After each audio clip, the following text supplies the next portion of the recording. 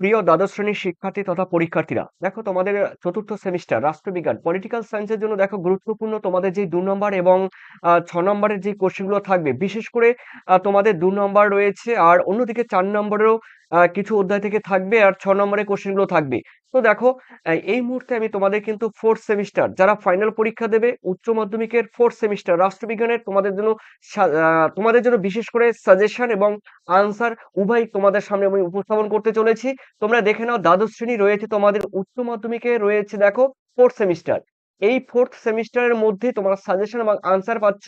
তো দেখে নাও। দেখো, তোমাদের কিন্তু এর আগে আমি কিন্তু আরো আরো অসংখ্য ভিডিও দিয়েছি, তোমরা কিন্তু ডেসক্রিপশন লিংক থেকে সেই ভিডিওগুলো দেখে আসতে পারো। তো এই মুহূর্তে তোমাদের সামনে উপস্থাপন করছি দেখো চতুর্থ অধ্যায়ের। দেখো, চতুর্থ অধ্যায়ের মধ্যে রয়েছে দেখো ভারত সরকারের বিভিন্ন বিভাগ সমূহ। এই ভারত সরকারের বিভিন্ন বিভাগ সমূহের মধ্যে রয়েছে ইউনিট 4 এর মধ্যে ওয়ান এর মধ্যে রয়েছে দেখো ভারত শাসন আইন। তারপরে ইউনিট 4 এর মধ্যে 2 তে রয়েছে ভারতের আইনসভা। তারপরে রয়েছে ভারতের বিচার বিভাগ। এখান থেকে গুরুত্বপূর্ণ কোশ্চেনগুলো তোমরা দেখতেই পাচ্ছ। দেখো, এখানে প্রথম কোশ্চেনটি খুবই গুরুত্বপূর্ণ এবং ভিভিআই। দেখো, প্রথম কোশ্চেন রয়েছে ভারতের প্রধানমন্ত্রীর ক্ষমতা ও কার্যাবলী আলোচনা করো। আমাদের যে ভারতের প্রধানমন্ত্রী প্রাইম মিনিস্টার, সেই প্রাইম মিনিস্টারের অর্থাৎ প্রধানমন্ত্রীর ক্ষমতা এবং কার্যাবলী বা পদমর্যাদা তোমাদের আলোচনা করতে হয়, বিশেষ করে ক্ষমতা এবং কার্যাবলী।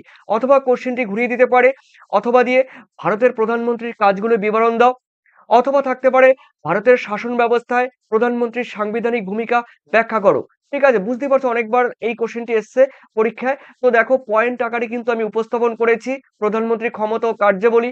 তারপরে দেখো প্রত্যেকটি পয়েন্ট কিন্তু কিন্তু দেওয়া আছে। আর তোমরা যারা পিডিএফ নেবে, অবশ্যই আমি কিভাবে পিডিএফ নেবে সেটি বলবো। তো তোমরা যারা আহ, এই আম, আহ, এই কোশ্চেন গুলো, এই ভিডিওর যেই সাজেশন এবং আনসার গুলো দেওয়া আছে, তোমরা কিন্তু স্ক্রিনশট দিয়ে নিতে পারো। আর যারা পিডিএফ নেবে, অবশ্যই পিডিএফ নিতে গেলে আমি কিভাবে নেবে আমি সেটা অবশ্যই ভিডিওর মাঝখানে বলবো।